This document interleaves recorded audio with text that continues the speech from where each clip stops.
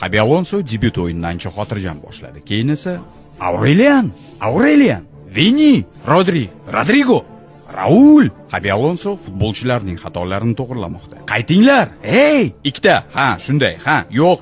Xullas Xabi Alonso to'xtamadi. Hatto u uchun oyoq tagidagi suv idish ham o'z joyida emasdek. Kichik pauzalarda ham futbolchilar bilan muloqot qildi. Kel. Xabi Alonsoni Gonzalo Garcia kiritgan gol ham tinchlantira olmadi. U har doim ko'proqni talab qilaverdi. Xabi Alonso Madridning murabbiyi sifatida birinchi taymda ko'rgan kartina o'ziga yoqmadi. Umuman ko'nglim to'lmadi deya olmayman, albatta vaqt kerak. Ikkinchi taym boshida esa vamos, yaxshi.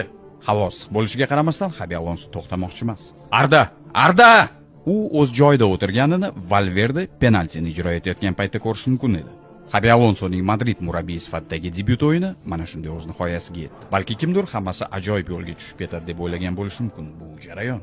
Hozircha esa 9 kun davomida bor-yo'g'i 3 ta mashg'ulotlarni o'tkazdik. Va yana bir bora bu jarayon. Alonso tanlagan uslub sekin yonadigan olovdek.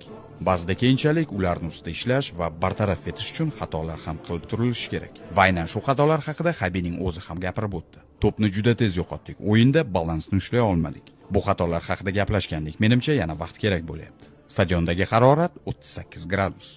Bu bahona emas-u, lekin juda issiq edi. Bunday havoda yuqori tempda o'ynash juda qiyin. Va bo'lib o'tgan o'yindan Alonsoning xulosasi. Bu o'yindan to'g'ri xulosa chiqarishni istaymiz va o'z o'yinimizni ko'rsatish uchun bizga vaqt kerak.